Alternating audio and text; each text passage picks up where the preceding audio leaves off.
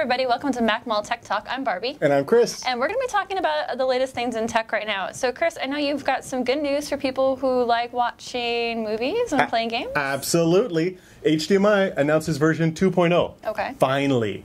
So HDMI licensing has finally announced a jump to version 2.0. This is a sorely needed update.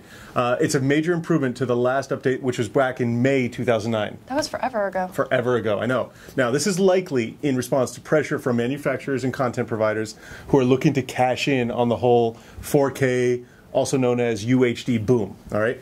The updated protocol takes the amount of data that can be pushed to your 4K television and nearly doubles it to 18 gigabits per second. That's a huge jump in data. Now, technically what that means is that the new HDMI 2.0 specification gives you the same 4K resolution, which is 3840 by 2160, but you can double the frame rate now to 60 frames per second instead of 30 frames per second. Okay. So what it boils down to for the consumer and for other broadcasters is when they finally catch up,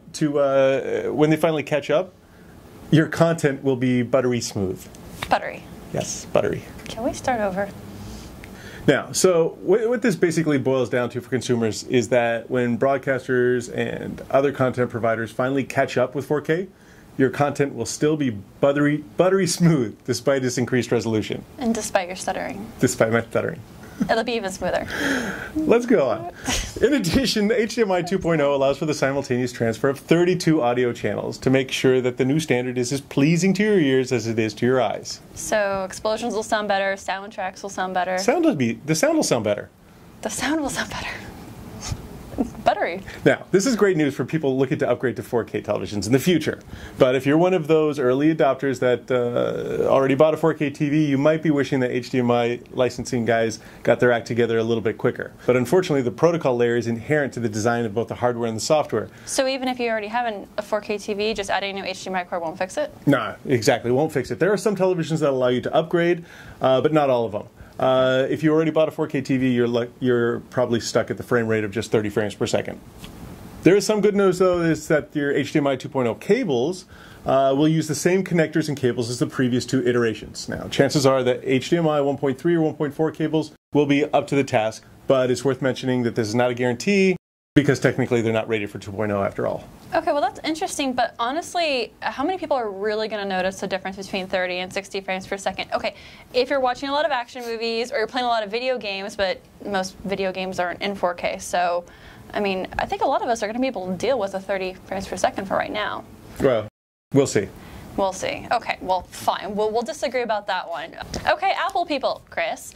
You know that you're not immune to cyber attacks. So last week, Wednesday actually, Apple released a new version of Safari for OS X Mountain Lion and OS X Mavericks that fixed some security and WebKit issues. The updates are available on the software update on the Mac App Store, and all the long patch notes talking about how they fixed everything, but there wasn't ever a problem to begin with, are available on apple.com. What's a WebKit? Patch notes. Okay. Patch notes. This is why he uses an Apple. Now, okay, I'll admit it. Chrome users, we have issues too. So Google Chrome expanded their safe browsing protection last week. They're beefing up their browser security. So basically, they're now protecting us, like they've been protecting us from malicious websites, and now they're going to warn us about malicious downloads in Chrome. Now, if you're wondering what that is, if you've ever downloaded something and suddenly it's just, your Google home screen is changed and it's using a random search engine you don't want, the Google Safe Browsing will now protect you against that. So if we're having a Mac moment, we're still safe. What happens if you want to download malicious code on purpose? Do it from a different computer and get far, far away from me. Like a PC? Yeah.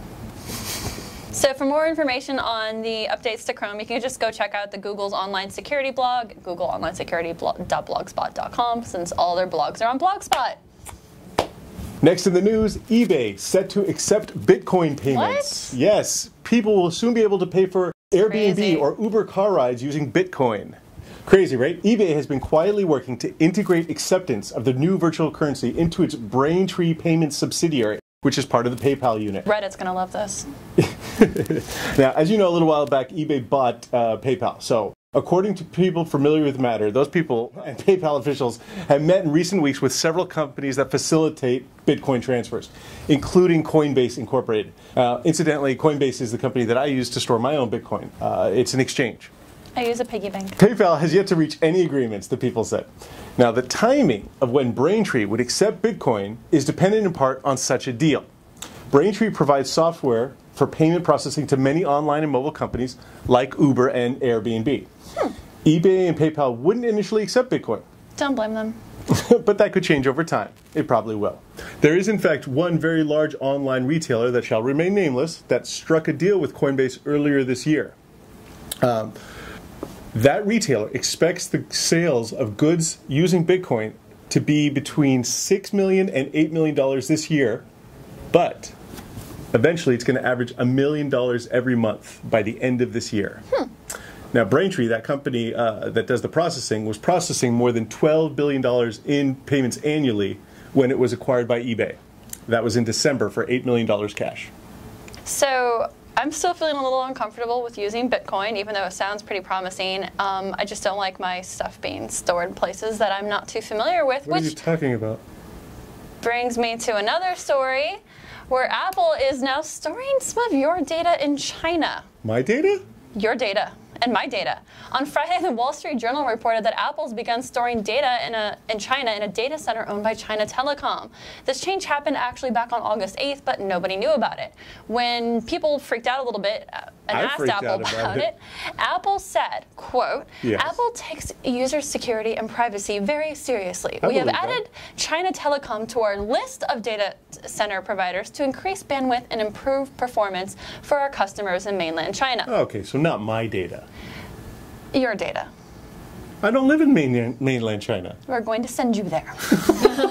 Now, some people have taken to the forums to rant and rage about this, and honestly, I don't mind, but I'd love to hear your guys' comments. So post them in the comments section below.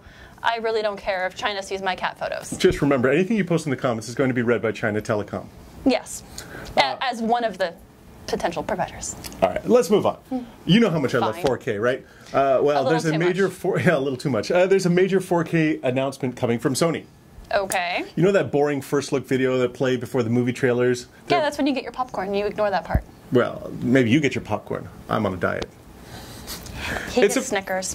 It's about to get a little bit more interesting. From August 15th through September 25th, Sony will be showing a 30-second spot in First Look to show off selected outtakes from The Amazing Spider-Man 2. Is it amazing? It's totally amazing. The clips are going to be in true 4K. So if you haven't seen what true 4K footage is, here's your chance. All right. As Mike Faluso, the president and COO of Sony Electronics, puts it, 4K entertainment provides a much more immersive viewing experience with amazing clarity and quality, and only Sony can deliver this in the cinema and at home.